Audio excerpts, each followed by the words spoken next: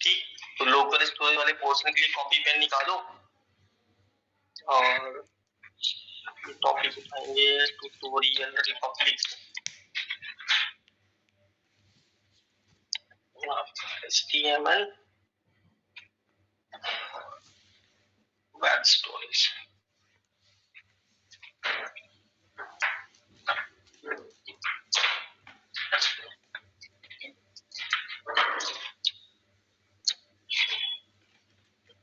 ठीक है, तो अपने पास सेपरेट कॉपी पेन निकालो और वहां पे टॉपिक आपको लिखना है लोकल स्टोरेज। तो अगर सिंपल लिख देना स्टोरेज। तो काइंड ऑफ स्टोरेज की बात करें तो दो तरीके के स्टोरेज हमारे पास में होते हैं, एक होता है लोकल और एक होता है सेशन। दोनों की डेफिनेशन लिख दो।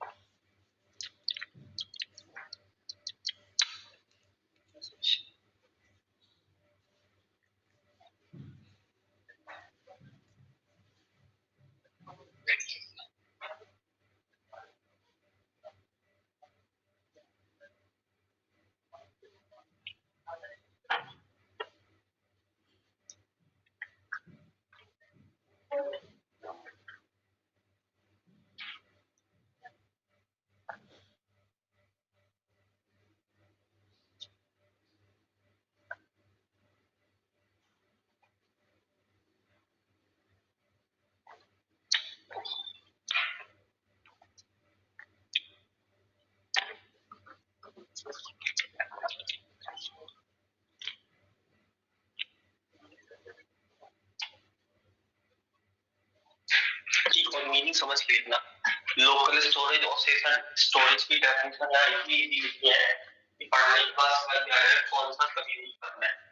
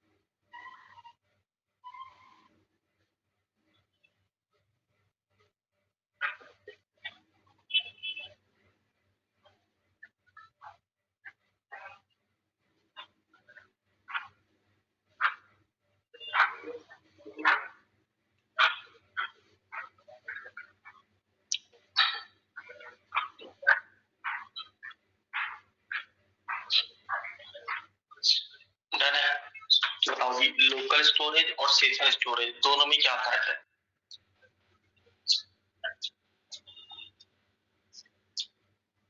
एक परमानेंट बेसिस पे वो करता है डाटा को स्टोर लोकल में, और सेशन में वो टेम्परेरी बेसिस पे होता है।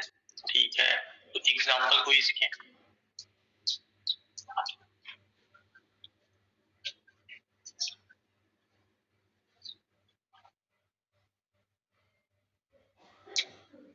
एपीआई लोकल स्टोरेज नहीं, ठीक है। अब यहाँ पे अगर स्टोरेज की अगर हम बात करें तो ये लोकल और सेशन स्टोरेज है, ये दोनों की दोनों चीजें आपके पास डिपेंड करती हैं ब्राउजर के ऊपर।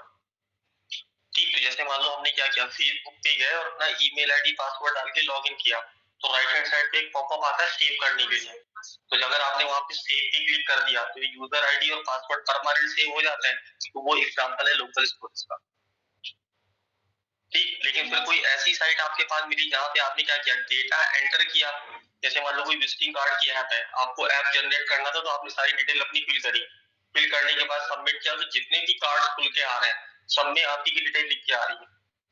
लेकिन जैसे ही आपने ब्राउजर क्लोज किया, डेटा खत्म, तो वो किसका एग्जांपल है, सेशन स्टोरेज का। ठीक, तो जैसे अगर देखा जाए नहीं, काफी बार जैसे क्या होता है, जैसे कि प्रोडक्ट है ई कॉमर्स में, हमने पेन ड्राइव सर्च करके देखी, और जैसी पेन ड्राइव देख ही रहे थे उसके बाद किसी दूसरी साइट पे चले गए, और जैसे ही किसी दूसरी साइट पे स्विच किया तो ऐड में हो सकता है वही पेन ड्राइव दिख रही हो, और फिर जितनी साइट में जाओगे हर एक जगह पे वही सेम आपके पास। हाँ जी, ठीक है, तो वहां पे क्या है कि आपके पास जो भी डेटा है अगर परमानेंट स्टोर है तो लोकल, और अगर खत्म हो जाए तो सेशन। तो ऐड बनाना है या कुछ डेटा रखना है उसके लिए हम इसका यूज करते हैं। नेक्स्ट पोर्शन में हाँ इसका एक एग्जांपल और ले सकते हैं, लोकल स्टोरेज का, तो व्हाट्सएप का स्टेटस 24 घंटे बाद उस स्टेटस को क्लीन कर दिया जाता है।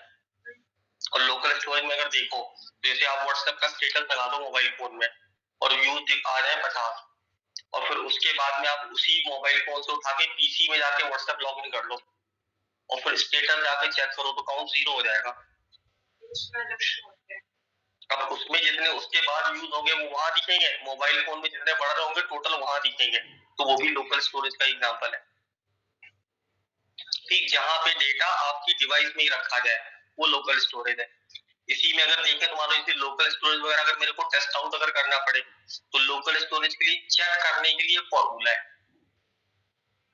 ठीक, ये फॉर्मूला क्या करता है कि जैसे मान लो मेरे पास ब्राउजर है, मैंने कोई ऐप अगर रन करी, तो उस ऐप का डेटा मुझे रखना है ब्राउजर में, और ब्राउजर में अगर आप कहीं इसको डिसेबल कर दो लोकल स्टोरेज तो स्टोर ही नहीं होगा। तो उसके लिए जब भी कभी लोकल स्टोरेज या सेशन स्टोरेज लिखते हैं तो चेक करने के लिए एक प्रोसीजर लिखा जाता है। ठीक, यहाँ पे अगर देखें तो जो इसका नाम है वही फंक्शन का नाम है, लोकल स्टोरेज और सेशन स्टोरेज। तो अगर नीचे अगर हम जाके देखें तो उसको चेक करने का तरीका देखें तो आपके पास दे रखा है इफ लोकल स्टोरेज। तो लोकल स्टोरेज अगर ब्राउजर के पास अवेलेबल होगा तो ट्रू, और अवेलेबल नहीं होगा तो फॉल्स, और इफ हमेशा किसके साथ चलता है, ट्रू के साथ। तो अगर लोकल स्टोरेज अवेलेबल है तो ये करेगा क्या, तो लोकल स्टोरेज हो गया आपके पास क्लास डॉट सेट आइटम, उसका हो गया मेथड, और मेथड के अंदर में की हम डिजाइन करते हैं और कॉमा करके उसकी वैल्यू डालते हैं।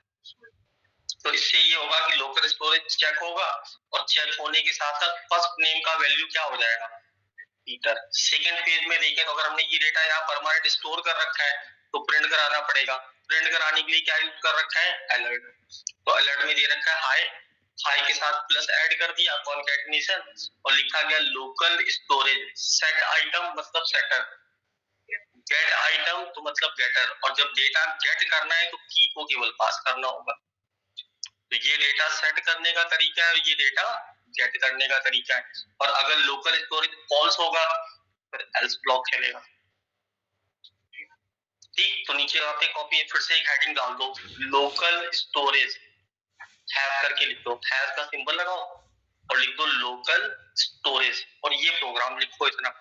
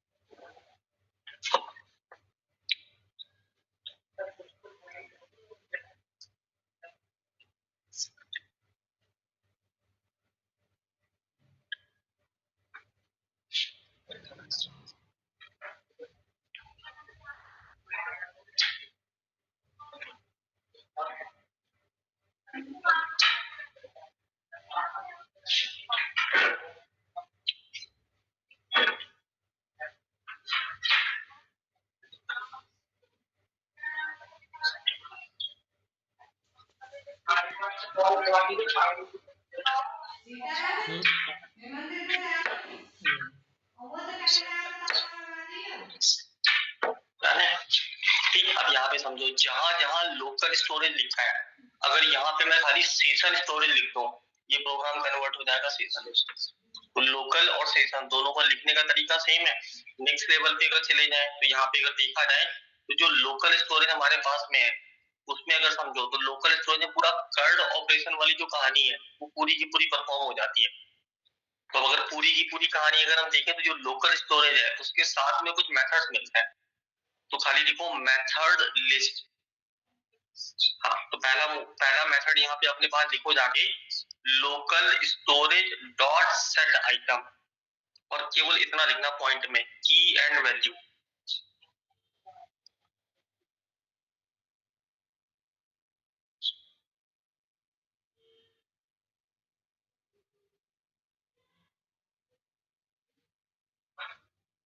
ठीक, दूसरा मेथड लिखो, local storage dot gate item, और गेट आइटम में केवल की लिखना होता है। जो भी हमने ऊपर लिखा है उसका वही सेम है, बस एक साथ चारों मेथड्स लिखना है। ठीक, तो ये हो गया ऐड करने के लिए और ये हो गया व्यू करने के लिए। अगर मुझे डेटा डिलीट करना है तो डिलीट करने के लिए हम यूज करते हैं local storage dot remove item, और की पास कर देते हैं ये रिमूव करने के लिए।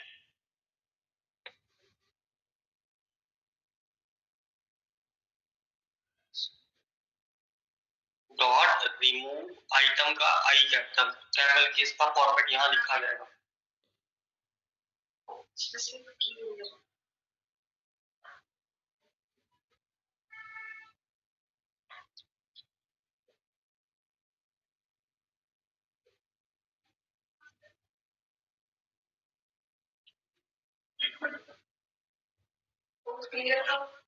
है ना, और फोर्थ यहाँ पे लिखो लोकल स्टोरेज डॉट क्लियर।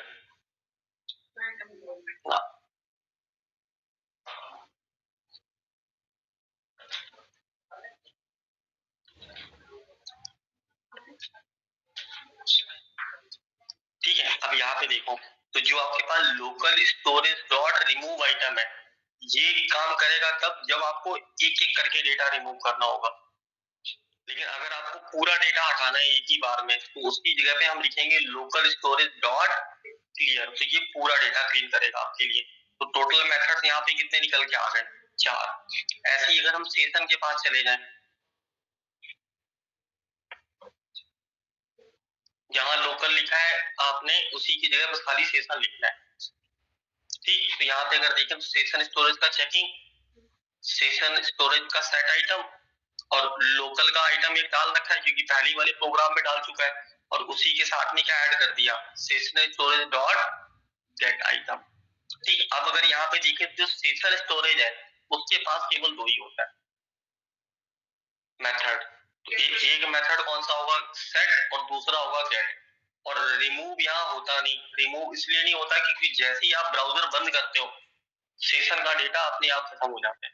मतलब एक स्क्रिप्ट में अगर हमने लोकल स्टोरेज किया तो उसको दूसरा में यूज कर सकते हैं, जिसको स्टोरेज हाँ कर सकते हैं।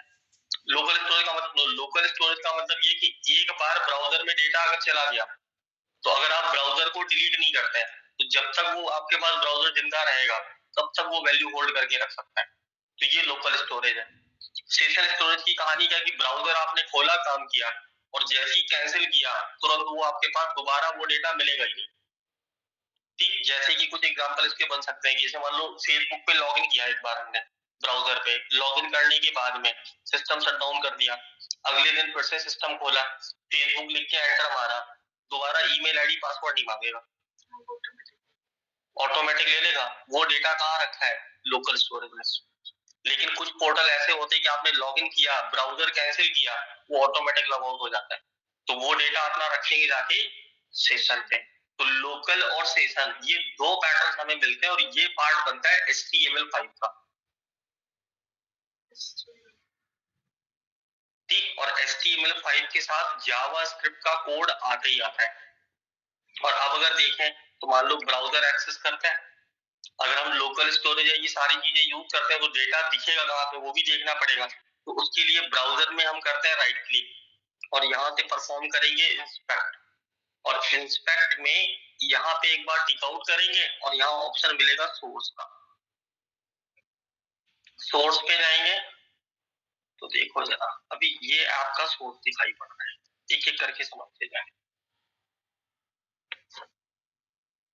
ठीक, तो कहानी समझे यहाँ पे कि अगर आपने कोई भी वेबसाइट खोली, अब मुझे इसका सोर्स देखना है, तो हम राइट क्लिक करके इंस्पेक्ट करेंगे और सीधा सोर्स में जाना होगा।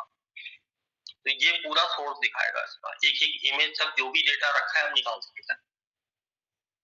ठीक, तो सोर्स में आपको मिलेगा यहाँ पे क्या, पूरा का पूरा कोड वाला पार्ट, और फिर आपको यहीं पे मिलेगा जाके एक तो मेमोरी, ये मिल देगा आपको, मेमोरी में कितनी कैशिंग वैचिंग दे रखी है वो सारा डेटा यहाँ निकाल के देगा। और अगर एक्सपेंड करना चाहे तो एप्लीकेशन, और एप्लीकेशन के अंदर जैसे ही आप घुसोगे तो आपको मिलेगा स्टोरेज। और इसी में अगर देखें तो एक फाइल हमने देखी थी manifest.json, और ये मिलता था रिएक्ट के अंदर में। तो जहां हमने बोला था कि जैसे इमेज जो भी है उनकी कैशिंग बनाता है, तो वो भी फाइल यहाँ पे अवेलेबल होती है, और इसी के साथ आपको स्टोरेज भी मिलता है यहाँ पे, और स्टोरेज में नीचे आपको मिलता है ये स्टोरेज वाला पोर्शन। तो अभी अगर देखें तो जो भी ऐप चल रहा है, जितने ऐड ये दिख रहे हैं, सबका डेटा यहाँ है। आप जैसी इंटरेक्टिविटी करोगे डेटा अपने आप यहाँ ऐड कर लेगा, की और वैल्यू। तो ये पार्ट बना HTML5 से रिलेटेड वाला। बट मुझे क्या करना है, मुझे यही गेट आइटम और सेट आइटम यूज करना है रिएक्ट के अंदर में। तो ये रिएक्ट के अंदर में यूज करने के लिए एग्जांपल हमारे पास बन सकता है आपके पास लॉगिन का। ठीक, तो कॉपी में अगेन एक हैश के साथ हेडिंग डाल दो।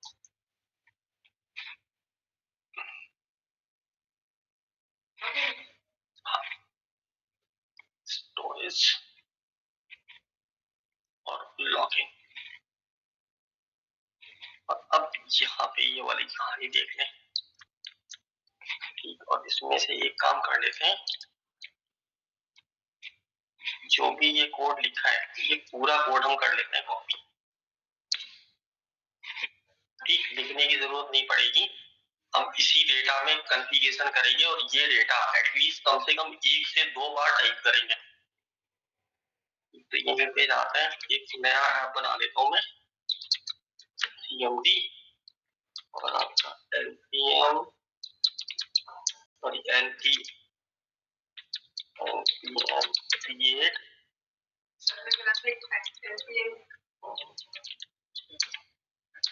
npm create void @latest। ठीक, प्रोजेक्ट का नाम लिख लेते हैं यूजर ऐप नाम से बना लेते हैं, ऐप रिएक्ट जावास्क्रिप्ट के साथ। npm का अपडेट आ गया, कोई नहीं, cd स्पेस यूजर ऐप और npm i। क्या ठीक है, हो रहा है।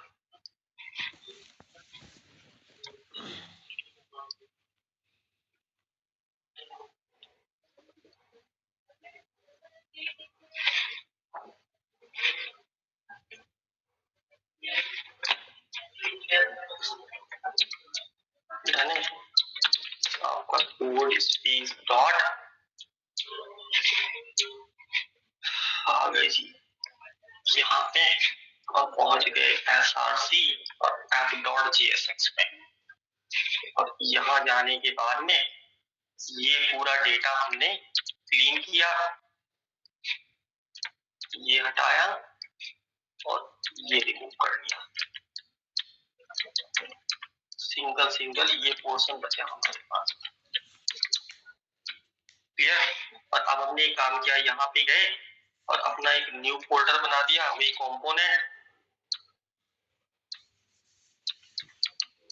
कंपोनेंट्स, और कंपोनेंट्स के अंदर login.jsx और ये कोड रख लिया।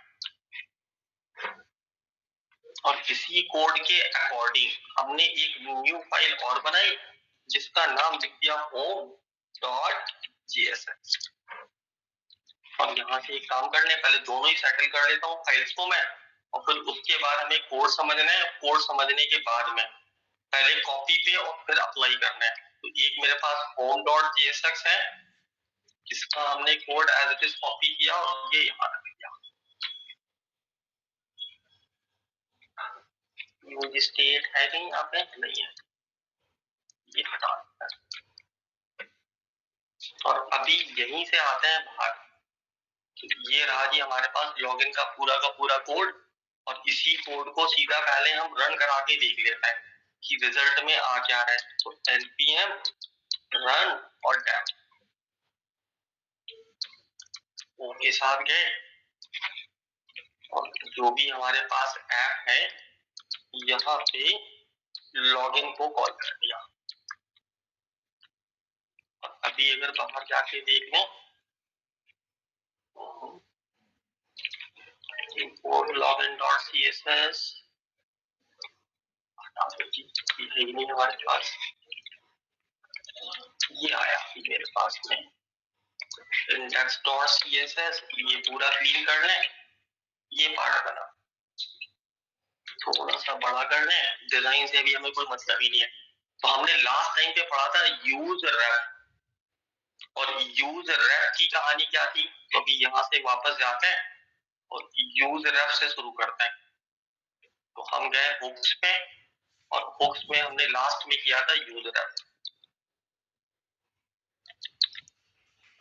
यूज रेफ की कहानी क्या है कि जैसे देखा जाए जावास्क्रिप्ट में हम यूज करते थे गेट एलिमेंट बाय आईडी। तो जब गेट एलिमेंट बाय आईडी लिखते थे तो एलिमेंट के पास जाते थे और एक आईडी नाम का एट्रीब्यूट डालते थे और उसका नेम लिखते थे, और फिर वो वैल्यू उठाने के लिए गेट एलिमेंट बाय आईडी लिखते थे। तो उसी चीज को छोटा कर दिया यहाँ पे रैप हुक ने। रैप हुक क्या कहता है, वो बोलता है अगर हमारे साथ काम करना है तो आप रैप हुक का यूज करो, डिफॉल्ट वैल्यू जो रखनी है वो लिख लो, और इस वैल्यू को ट्रांसपोर्ट कर लो एक वेरिएबल में। ठीक, तो अब इस वेरिएबल के अंदर में जो भी डेटा लिखा जाएगा वो यहाँ चला जाएगा। ठीक, तो ये क्या करता है, वैल्यू को टारगेट करता है। तो अगर देखा जाए तो जहां कहीं मेरे को इसको यूज करना है, जैसे की प्रॉप्स लिखा था, ऐसी रेफ नाम का प्रॉप्स आता है, और उसके अंदर हम पास कर देते हैं अपने रेफ। ठीक, तो सिंपल सा गेट एलिमेंट बाय आईडी का ऑल्टरनेटिव वे है। तो अब अगर समझे कि मेरे पास जो भी ये प्रोग्राम लिखा तो इसमें इनपुट टाइप के फील्ड कितने हैं, 2, और मुझे अगर दोनों का वैल्यू गेट करवाना हो तो यूज स्टेट में ये काम करते थे। और अभी यूसी यूज स्टेट का एक ऑल्टरनेटिव अप्रोच हमें मिल गया रैप वाला। तो अगर हम ये वाला पोर्शन देखें तो केवल कोड का पैटर्न पहले देखो, और ये समझने के बाद फिर नोट डाउन करना है। तो हम यहाँ से सीधा गए और अपने फॉर्म के पास पहुंच गए। फॉर्म में कोई भी एक इनपुट टाइप का फील्ड उठा लेते हैं, तो दे दिया इनपुट टाइप ईमेल। रैप का नाम क्या है, email. Input type password, wrap का नाम है पासवर्ड। तो अब करेंगे क्या कि जब यूजर जाएगा तो यहाँ पे ईमेल आईडी और पासवर्ड अपनी डालेगा। तो हम क्या करेंगे, उस ईमेल आईडी एंड पासवर्ड को यहाँ से कलेक्ट करके सीधा अपने रेफ के अंदर में डाल देंगे। तो ईमेल और पासवर्ड दोनों को नीचे रखा था, और दोनों की वैल्यू बाय डिफॉल्ट क्या है, एम्प्टी, मतलब कुछ भी नहीं रखा हमने। तो यूज रेफ लिखा और ईमेल आईडी पासवर्ड नाम के 2 कंटेनर बना दिए। और अब जब ये दोनों कंटेनर बने तो हमने एक काम किया, यहीं पे लिखा जाके अपना एक और वेरिएबल। तो देखा जाए तो अगला पेयर ये रहा। ठीक, इस पेयर में क्या किया जा रहा है, छोटे छोटे पोर्शन ब्रेक कर दें और जैसे लिखा है ऐसे ही लिखेंगे। तो पहला हमने रेफ बनाया, रेफ बनाने के बाद हमने ईमेल और गेट पासवर्ड नाम के 2 वेरिएबल बना दिए। गेट कहां से करना है, तो लोकल स्टोरेज से। तो local storage dot gate item, data क्या ऐड करना है, email data. Local storage dot gate item, data कौन सा करना है, पासवर्ड डेटा। अब ये मिलेगा कब, तो मिलेगा तो तभी जब बंदा यहाँ पे बटन पे क्लिक करेगा। अगर कहानी समझे तो यहाँ पे क्या है कि मेरे पास सबसे पहले तो मैं यहाँ कोई ईमेल आईडी डालूं, और फिर यहाँ पे डालूं एक पासवर्ड, और पासवर्ड डालने के बाद लॉगिन पे करेंगे क्लिक। तो जब लॉगिन पे क्लिक किया तो हमारे पास क्या बना, हैंडल सबमिट। तो ऑन सबमिट पे हमने क्या किया, एक फंक्शन बनाया होगा अब इस फंक्शन की अगर हम बात करें तो वो फंक्शन ये लिखा है, ठीक।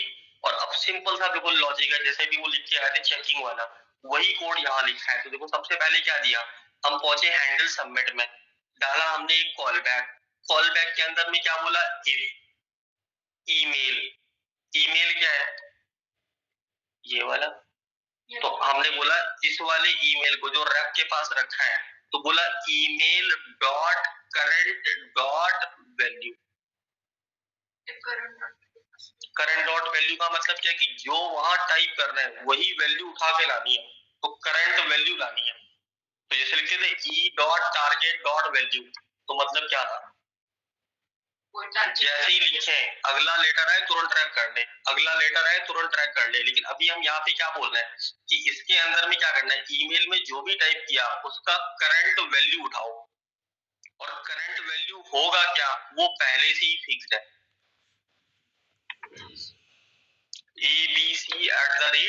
abc@gmail.com and password dot current dot value, password का करंट वैल्यू क्या होना चाहिए, 1 2 3 4 5। देन अगर ये दोनों चीजें हैं तो कहां पहुंच जाओ, इफ के अंडर में, और इफ के अंडर में जाके क्या बोल दिया, local storage dot set item. Set item में पहला क्या है, की, तो की का नाम क्या लिखा, ईमेल डेटा, और ईमेल डेटा की वैल्यू क्या लिखी, जो यहाँ था abc@gmail.com, और पासवर्ड डेटा की वैल्यू क्या हो गई 1 2 3 4 5। तो जैसे ही आपने बटन पे क्लिक किया ये डेटा पहुंच गया लोकल स्टोरेज में, और अब जब इसके अंदर ये डेटा पहुंच ही चुका है तो ये डेटा कहाँ जाएगा, ऊपर, क्योंकि ये क्या कर रहा है भाई, लोकल स्टोरेज का डेटा सेट हो गया, ये बोला लोकल स्टोरेज में अगर कुछ डेटा है तो उसको उठा के लेके आओ। तो अब अगर इसको दोनों वैल्यू यहाँ पे मिल गई तो नीचे हमने लिखा है छोटा सा कंडीशन, रिटर्न, रिटर्न के अंदर क्लास का नाम रखा हुआ है कार्ड, सीएसएस नहीं लिखा अभी खाली, और यहाँ पे क्या बोल दिया, गेट ईमेल, तो गेट ईमेल कहाँ है, और गेट पासवर्ड, तो हमने यहाँ पे बोला गेट ईमेल और डबल एंड, डबल एंड का मतलब या सिंगल एंड का मतलब, तो एंड और एंड नॉट पढ़ा था, तो एंड का मतलब क्या है, जब ईमेल और पासवर्ड अगर दोनों का वैल्यू मिलता है तो टर्नरी ऑपरेटर, अगर दोनों का वैल्यू मिले तो होम नाम का कंपोनेंट लोड कर दो, और अगर आपके पास ये दोनों वैल्यू गलत है तो लॉगिन का फॉर्म दिखाओ, ठीक। तो यहाँ पे क्या हुआ, पहला वाला पोर्शन क्लियर है, तो ईमेल आईडी हमने क्या लिखा है, abc@gmail.com, और पासवर्ड है 1 2 3 4 5। अब हमने यही ईमेल आईडी यहाँ रखा और पासवर्ड में क्या है 1 2 3 4 5 डाला, दोनों चीजें वैलिड है। अब जैसे ही मैं यहाँ पे लॉगिन पे क्लिक करूंगा तो कंडीशन के अकॉर्डिंग लॉगिन का डिजाइन हट जाएगा और उसकी जगह पे होम कंपोनेंट आ जाएगा, देखो, और होम कंपोनेंट की अगर हम बात करें तो यहाँ पहुंचे, होम कंपोनेंट में क्या दिखाई पड़ा, तो एक तो हेडिंग दिखाई पड़ रहा है, प्रोफाइल पेज, और एक क्या दिख रहा है, लॉगआउट। अब यहाँ पे देखें तो रिटर्न में झांक के देखें तो रिटर्न में हमने क्या दिखा दिया, H1 के अंडर में प्रोफाइल पेज और एक लॉगआउट के लिए बटन बना दिया। लॉगआउट के बटन में क्या लिख दिया, तो ऑन क्लिक और हैंडल क्लिक, इसको क्लिक करने के लिए क्या लॉगआउट वाला पोर्शन है, तो अभी इसी को हमने जाके फिर से टॉप में डिफाइन किया, और लॉगआउट के नाम पे हमने क्या बोल दिया, लोकल स्टोरेज डॉट क्लियर। तो क्लियर क्या करेगा, ईमेल आईडी और पासवर्ड दोनों को खत्म कर देगा, और जैसे ही वो खत्म होंगे तो ये डायरेक्टली कहाँ पहुंचा रहा है, तो window dot location dot reload. ये क्या करेगा कि जैसे ही लॉगआउट पे क्लिक करोगे तो पेज को रीलोड करेगा, नीचे वाले पोर्शन को, और अब जब रीलोड करेगा तो डेटा हो चुका होगा खत्म, तो जब डेटा खत्म हो गया तो अगेन लॉगिन का फॉर्म वापस आ जाएगा। तो अगर हमने ये पोर्शन यहाँ पे लिख के अगर दोबारा देखें तो भी अगर यहाँ लॉगआउट पे क्लिक करो तो देखो अगेन फिर से वही आ जाएगा। हमने अगेन ईमेल आईडी लिखा, पासवर्ड लिखा 1 2 3 4 5 और लॉगिन पे क्लिक किया। अब ये करने के बाद हमने क्या किया, टॉप का यूआरएल फिर से कॉपी कर दिया, और न्यू टैब में जाके फिर से इसको ओपन कर दिया और एंटर किया, परमानेंट। अब पता पड़े हमने क्या किया, हमने ऐप को ही बंद कर दिया। यहाँ पे गए, कंट्रोल सी से क्लोज कर दें, एक बार CLS लिख दें और दोबारा रन कर दें, तो npm run that। अभी देखो क्या अभी भी प्रोफाइल पेज है?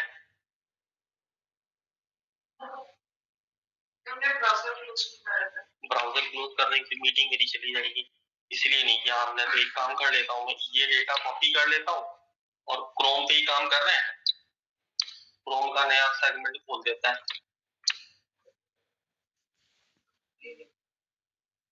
तो अगर आपको इस तरीके का लॉगिन सिस्टम बनाना है तो हम यूज कर लेते हैं इस तरीके का।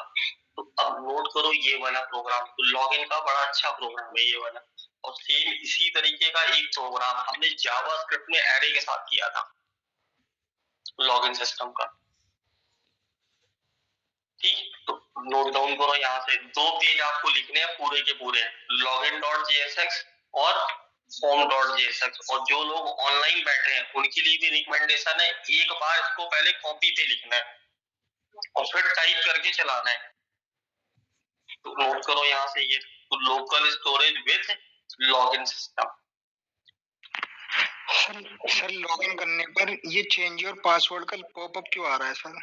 तो वो सर जी विंडोज का बाय डिफॉल्ट ही आता है। जैसे यहाँ पे मैं ईमेल आईडी पासवर्ड लिखूंगा जाके वही, वो तो बाय डिफॉल्ट आएगा ही आएगा। नहीं सर ये वो नहीं आ पा रहा ना, वो सेव करने का जो ऑप्शन होता है। मैंने यहाँ पे ये किया और ये कर लिया, चेंज पासवर्ड का दे रहा है बाय डिफॉल्ट, हटा दो उसको, तो ब्राउजर मांग रहे हैं आपसे। और अब सेव का इस पे नहीं आएगा, उसके लिए अलग लोकल स्टोरेज पे नहीं काम कर रहे हैं। अगर हम डेटाबेस के साथ चल रहे होते हैं, इधर से उधर रिक्वेस्ट भेज रहे होते, उधर से इधर ला रहे होते, तो अपने आप पॉपअप आ जाता ऊपर। तो उसमें ब्राउजर की श्रद्धा है, हमारी कोई श्रद्धा नहीं होती। हमारा काम ये है कि बस ये डेटा चलना चाहिए। ओके सर, है ना, बट ये वाला हमें यूज नहीं करना है, यूज हमें जेसन वाला करना है। तो जेसन वाला समझने के लिए पहले ये चाहिए, क्योंकि जेसन वाला अगर हम बनाएंगे तो वो क्या करेगा, उसमें जेसन का डेटा उठा के देन लोकल स्टोरेज में आपको फिर डालना पड़ेगा।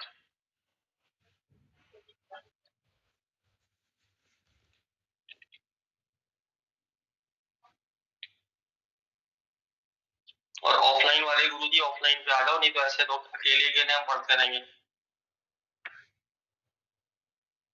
है ना। ऑफलाइन में एक ही लोगों ने मोर्चा संभाल रखा है, बाकी सब गायब है।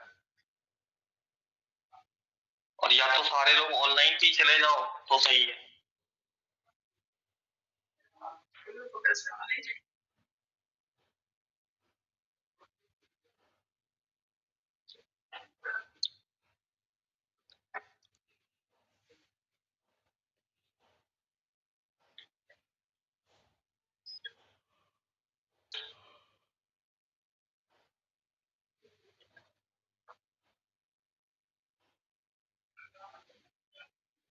ठीक, स्पेलिंग सही से लिखना और जिस लाइन में कंफ्यूजन लगे अंडरलाइन करके वहीं रुक जाना।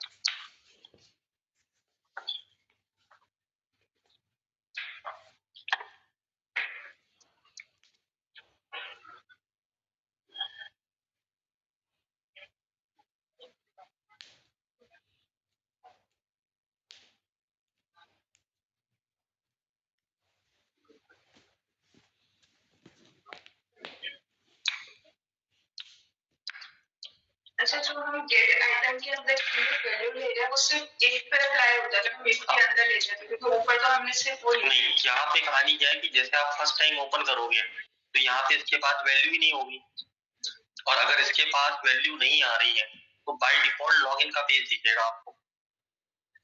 और जब आपने वैल्यू फिल करके लॉगिन के बटन पे क्लिक कर दिया तो ये डेटा जनरेट कर लेगा, और अगर इसने डेटा जनरेट किया तो ये डेटा उठा देगा, उठाएगा तो कंडीशन चेंज है।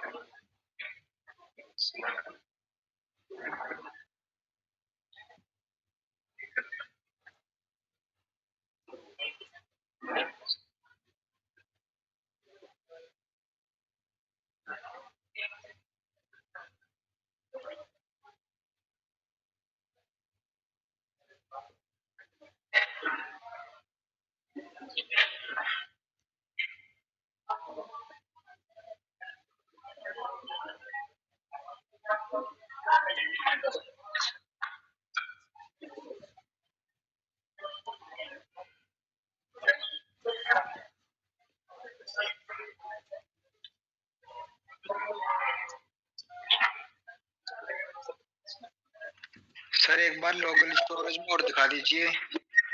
कौन सा वाला? सर ये जो डेटा स्टोर हुआ है, जो डेटा स्टोर हुआ है वो यहाँ पे देख लो आप, आ जाओ जी। अभी यहाँ से कर लेते हैं इंस्पेक्ट, हमें जाना है एप्लीकेशन में, और ये रहा जी हमारा स्टोरेज। अभी कैसा है? खाली है। फिर हमने बोला जी यहाँ पे अपना डेटा अगर डालना है, सेम ईमेल आईडी डाला अपना और पासवर्ड 1 2 3 4 5, लॉगिन, अवेलेबिलिटी में है, और अगर हमने यहाँ से किया लॉग आउट तो क्लीन हो जाएगा। तो ये ब्राउजर बेस्ड हो गया पूरा का पूरा। अभी क्लियर है गुरुजी?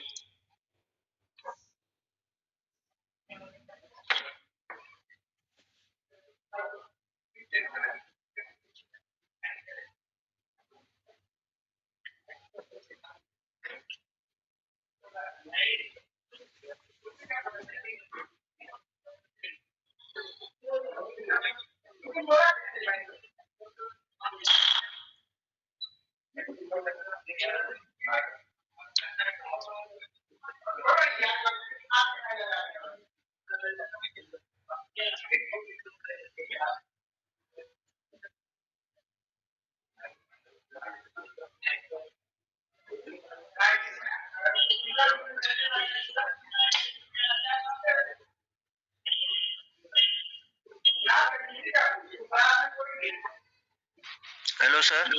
हाँ जी सर। सर कुकीज का क्या रोल रहता है? कुकीज का वो भी सेम है, बट कुकीज यहाँ यूज नहीं होता। कुकीज मोस्टली जैसे सर्वर साइड जो लैंग्वेजेस है, सर्वर साइड लैंग्वेजेस जो डेटा अपना स्टोर करती हैं, वो करती हैं सेशन और कुकीज पे। तो कुकीज भी परमानेंट के तौर पे नहीं होता, टेम्परेरी बेसिस पे होता है। जैसे आपकी ऐप की परफॉर्मेंस इंप्रूव करनी है, जैसे कोई साइट खोलो हैवी, तो नीचे कुकीज अलाउंसेस के लिए बोलते हैं एक्सेप्ट ऑल कुकीज, क्लिक करो तो जो आपका टेम्परेरी बेस डेटा जो लोड होने में टाइम लग रहा है वो ब्राउजर में डाल देते हैं।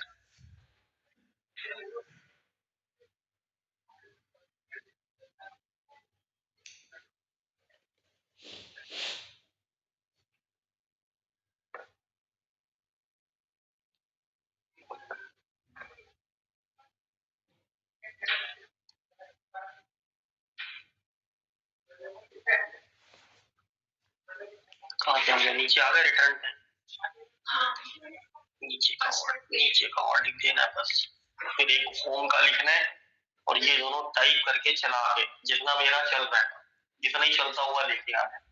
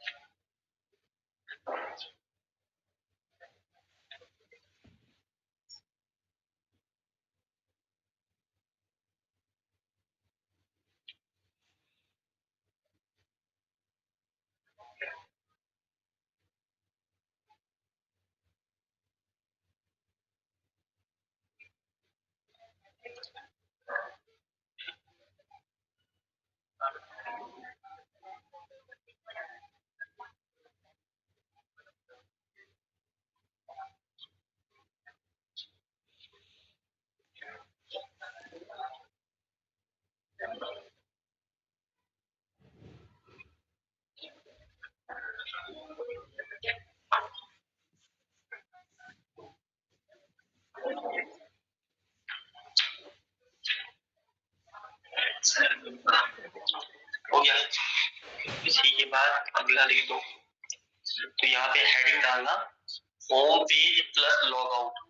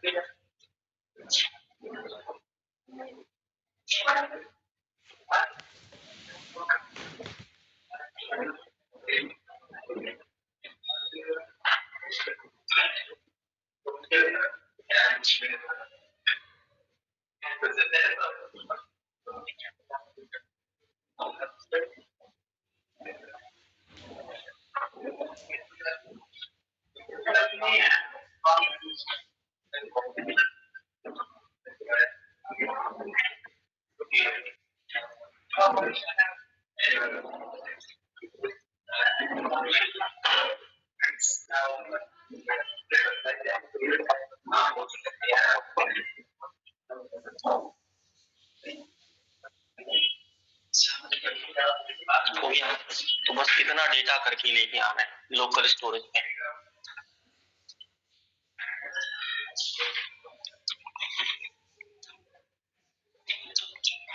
ठीक है सर जी, ऑनलाइन में किसी कोई डाउट बनता है तो नहीं तो बस इतने ही प्रोग्राम चला के लाना है आपने। एक वीक की जो छुट्टी है बस इतना प्रोग्राम लिख के दूर करके लाना है। धर्मेंद्र सर। हाँ सर, है कोई डाउट इसमें? नहीं सर, इसमें कोई डाउट नहीं है। अंशुका मैम। अंशुका नहीं सर, है कोई डाउट या इतना क्लियर है? ये क्लियर है। क्लियर है। सीताराम सर। नहीं सर, कोई दिक्कत नहीं है। ठीक है सर, तो इतना ये टाइप करके चला के लेके आना है केवल।